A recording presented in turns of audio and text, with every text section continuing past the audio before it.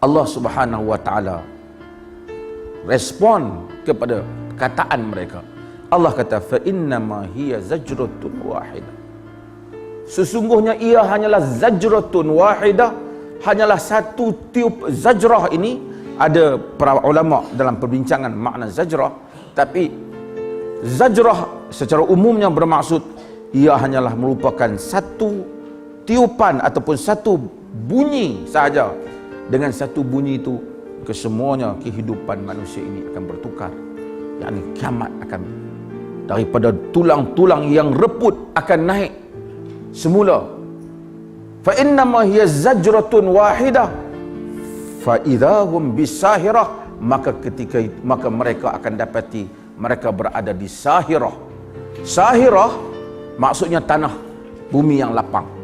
Sebahagian kata bumi yang putih dan seumpamanya, tapi itu tafsirannya. Tapi bumi yang lapang, Allah kata dengan satu sayhah, dengan satu zajrah, dengan satu sayhah, dengan satu bunyi, dengan satu jeritan, yakni tiupan, manusia akan bangkit.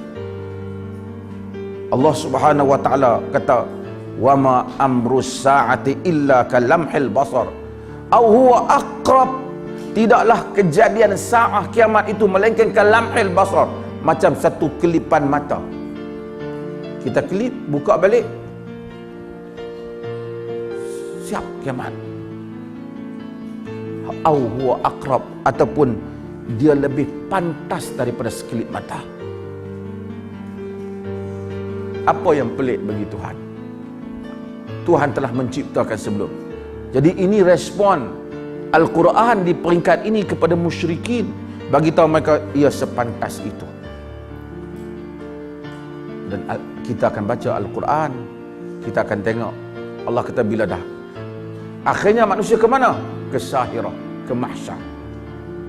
Arab sebut sahirah ni ardul fallah, bumi yang lapang, maka dinamakan dengan sahirah. Sebahagian kata sahirah tu neraka. Sahirah lebih kebanyakan mufassirin menafsirkan ialah tempat lapang. Dengan tu kita, tempat lapang itu di mana? Di mana padang mahsyar ni? Arab ni dia panggil tanah lapang ni dia panggil ardul falah. Sebab tu orang duk bang dengan nazar, hayya 'alal falah.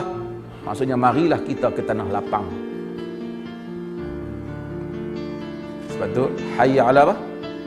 Hayya 'alal falah. Ha. Itu baru mari kepada kejayaan. Kalau hayya 'alal falah, mari pada apa? Tanah lapang. Allah Subhanahu wa taala kata dia akan buat mahsyar. Mahsyar ni di mana? Kalau kita tengok sahabat Nabi, mereka tak bincang banyak sangat benda ni. Kadang-kadang dalam kitab tafsir pergi dalam kiamat ni di mana. Ada kata padang mahsyar ni buat di kawasan Mina, ada yang kata buat di kawasan Arafah. Itu semua tak penting. Allah akan jadikan bumi ni lain daripada bumi yang kita lihat. Yauma tubaddalul ardu ghairal ardi was samawati wa barazu lillahi wahidil qahar.